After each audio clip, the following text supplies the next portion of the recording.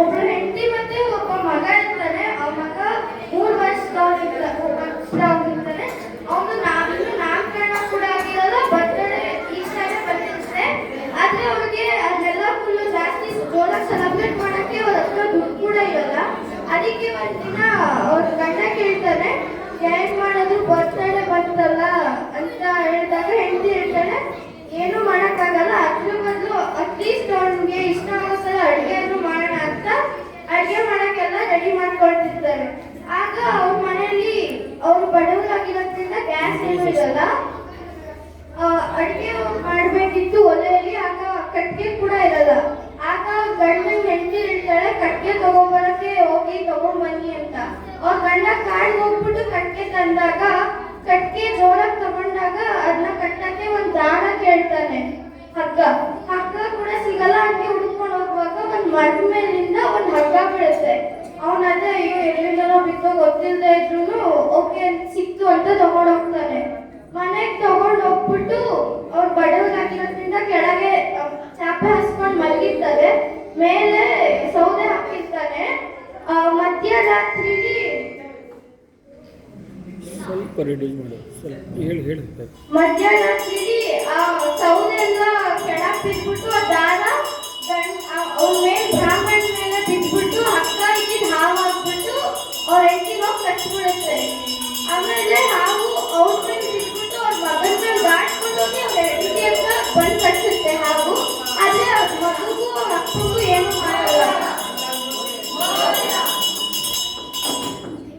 ಆ ಮಗುಗೂ ಅವ್ರ ಅಪ್ಪಂಗೂ ಅದ್ರ ಮೇಲೆ ಬಿದ್ರು ಆ ಹಾವು ಏನು ಮಾಡಲ್ಲ. ಆಮೇಲೆ ಅವನು ಆ ಹಾವನ್ನೇ ಫಾಲೋ ಮಾಡ್ಕೊಂಡು ಹೋಗ್ತಿರ್ತಾನೆ.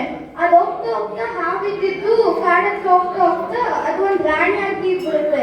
ಚೆನ್ನಾಗಿರೋ ಫುಲ್ ಬ್ಯೂಟಿಫುಲ್ ಗರ್ಲ್ ಆಗುತ್ತೆ. ಇಬ್ರು ಅಣ್ಣ ತಮ್ಮಂದಿರು ರಾಜರಿರ್ತಾರೆ. ಆಗ ಅವ್ರಿಬ್ರು ಹುಡುಗಿ ನೋಡಿ ಇಷ್ಟಪಡ್ತಾರೆ. ಆದ್ರೆ ಇಬ್ರು ಜಗಳ ಆಡ್ಕೊಂಡು ಹುಡುಗಿ ಬೇಕು ಬೇಕು ಅಂತ ಜಗಳ ಆಡ್ಕೊಂಡು ಅವ್ರಿಗವ್ರೆ ಚುಚ್ಕೊಂಡು ಇಬ್ರು ಸತ್ತೋಗ್ಬಿಡ್ತಾರೆ.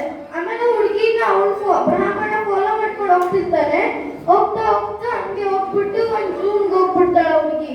ಆಗ ಬ್ರಾಹ್ಮಣ ಅವ್ರ ಕಾಲನ್ನ ಇಟ್ಕೊಬಿಟ್ಟು, ನೀನ್ ಯಾಕೆ ನನ್ನ ಮೇಲೆ ಬಿದ್ರು, ನೀನು ನನ್ನ ಹೆಂಡತಿ ಸಾಯಿಸ್ದೆ, ನೀನು ಹೋಗ್ತಾ ಹೋಗ್ತಾ ಹೇಗೆ ಹಗ್ಗದಿಂದ ಹಾವಾಗಿ ಹಾವಿಂದ ಮನುಷ್ಯರು ಅದೇ ಅಂತ ಕಾಲಿಟ್ಕೊಂಡು ಫುಲ್ ಬೇಡ್ತಿರ್ತಾಳೆ. ಆಗ ಅವನು ಆ ಹುಡುಗಿ ಏನಂತಾಳೆ ಅಂದ್ರೆ, ಇಲ್ಲ ನಮ್ ಟೈಮ್ ಆಯ್ತು, ಈಗ ಹೋಗ್ಬೇಕು, ಈಗ ಅವೆಲ್ಲ ಹೇಳಕ್ಕಾಗಲ್ಲ ಅಂತ ಹೇಳಿದ್ರು ಅವ್ರು ಬಿಡಲ್ಲ. ಇಲ್ಲ ನಂಗೆ ನನ್ನ ಹೆಂಡತಿ ಸಾಯಿಸಿದ್ಯಾ, ಈಗ ಏನಾದ್ರು ನೀನ್ ಮಾಡಲೇಬೇಕು ಹೇಳಬೇಕು ಅಂತ ಹೇಳಿದಾಗ ಎಷ್ಟು ಆ ಹುಡುಗಿ ಏನು ಹೇಳಲ್ಲ. ಆಮೇಲೆ ಫುಲ್ಲು ರಿಕ್ವೆಸ್ಟ್ ಆದ್ಮೇಲೆ ಇಲ್ಲ ನಾನು ನೀನ್ ಬಿಡಲ್ಲ ಅಂದ್ಮೇಲೆ ಆ ಹುಡುಗಿ ಹೇಳ್ತಾಳೆ. ಅವಳು ಹುಡುಗಿಯಿಂದ ಯಮ ಕನ್ವರ್ಟ್ ಆಗ್ತಾಳೆ. ಆಗ ಯಮ ಆದಾಗ ಅವ್ನಿಗೆ ಫುಲ್ ಶಾಕ್ ಆಗ್ಬಿಡುತ್ತೆ. ಆಮೇಲೆ ಅವ್ನಿಗೆ ಹೇಳ್ತಾನೆ, ನೀನ್ ಯಾಕೆ ಈ ತರ ಬಂದು ಈ ತರ ಎಲ್ಲ ಮಾಡಿದೆ, ನಾನು ಹೆಂಡತಿ ಸಾಯಿಸ್ದೆ, ಯಾಕೆ ಈ ತರ ಎಲ್ಲ ಮಾಡಿದೆ ಅಂತ ಹೇಳಿದಾಗ ಆಗ ಯಮ ಹೇಳ್ತಾನೆ, ಒಬ್ರು ಸಾಯುವಾಗ ಅವ್ರು ಏನ್ರಿಂದ ಸಾಯ್ತಾರೆ, ಅವನೇ ನಾನು ಆ ಯಮ ಅಂತ ಹೇಳಿದಾಗ ಅವ್ನು ಫುಲ್ ಶಾಕ್ ಆಗ್ಬಿಡ್ತಾನೆ. ಆಮೇಲೆ ಅವ್ನು ಕೇಳ್ತಾನೆ, ಹಂಗಾರೆ ನನ್ ಸಾವು ಏನ್ರಿಂದ ಅಂತ ಕೇಳ್ತಿರ್ತಾನೆ.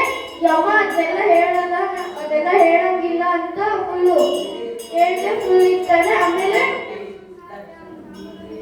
ಹೇಳ್ತಾನೆ. ಆಮೇಲೆ ಆದ್ರೂ ಅವನು ಬ್ರಾಹ್ಮಣ ಬಿಡದೆ, ಇಲ್ಲ ನೀನ್ ಹೇಳಿಲ್ಲ ಅಂದ್ರೆ ನಾನು ಬಿಡಲ್ಲ ಅಂತ ಹೇಳ್ತಾನೆ. ಯಮನ್ ಫುಲ್ ಟೈಮ್ ಆಗಿರುತ್ತೆ, ಅವನು ಯಮಲೋಕಕ್ಕೆ ಹೋಗ್ಬೇಕಾಗಿರುತ್ತೆ. ಅವಾಗ ಅದಕ್ಕಾಗಿ ಅವನು ಬ್ರಾಹ್ಮಣಿಗೆ ಯಮ ಹೇಳ್ತಾನೆ, ನಿನಗ್ ನೀರಿಂದ ಸಾವಿದೆ ಅಂತ. ಅದಾದ್ಮೇಲೆ ಬ್ರಾಹ್ಮಣ ಬಿಟ್ಬಿಡ್ತಾನೆ, ಯಮ ಅವನು ಹೋಗ್ತಾನೆ. ಆಮೇಲೆ ಅವನು ನೀರನ್ನ 1 ವರ್ಷಗಳಿಂದ ನೀರ್ ಕುಡ್ತಿರೋದು ಇಲ್ಲ, ನೀರನ್ನ ಮುಟ್ಟೋದು ಇಲ್ಲ, ಸ್ನಾನ ಕೂಡ ಏನು ಮಾಡ್ತಿರಲ್ಲ. ಒಂದಿನ ಅವ್ರ ಮಗ, ಇಲ್ಲ ಅಪ್ಪ ನೀನ್ ಬಾ ನನ್ನ ಸ್ನಾನ ಮಾಡಿಸು ಅಂತ ನದಿ ಹತ್ರ ಕಟ್ಕೊಂಡು ಹೋಗುವಾಗ ಇಲ್ಲ ಅಂತ ಹೇಳ್ಬಿಟ್ಟು ಅವ್ನು ಬರಲಿಲ್ಲ. ಆದ್ರೂ ಅವ್ರ ಮಗ ಫುಲ್ ಕನ್ವಿನ್ಸ್ ಮಾಡಿ ಕಟ್ಕೊಂಡು ಹೋಗ್ತಾನೆ. ಹೋಗ್ತಾ ಹೋಗ್ಲಿ ನೀನ್ ಸ್ನಾನ ಮಾಡ್ಕೊಂಡು ಬಿಟ್ಟು ಅವ್ನು ಮಾಡ್ಕೊಡೋದು. ಅವ್ರ ಅಪ್ಪನ ಕರೀತಾನೆ. ಅವ್ರ ಅಪ್ಪ ಹೋಗ್ಲಿ ಬಿಡು ಹೆಂಗಾರ ಮಾಡಿ ಸ್ನಾನ ಮಾಡಿಸ್ತಾನೆ. ಅವ್ರ ಮಗ ನೀರಿಗೆ ಬಿದ್ದ್ಬಿಡ್ತಾನೆ. ನೀರಿಗೆ ಬಿದ್ದಾಗ ಅವನು ಏನೇ ಹೋಗ್ಬೇಕು ಅಂದ್ಬಿಟ್ಟು ಹೊರಟೋಗ್ತಾನೆ. ಅವ್ರ ಮಗ ಮೊಸಳೆಯಾಗಿ ಕನ್ವರ್ಟ್ ಆಗಿ ಅವ್ನು ಸತ್ತೋಗ್ಬಿಡ್ತಾನೆ. ಅದಕ್ಕೆ ಅವ್ರು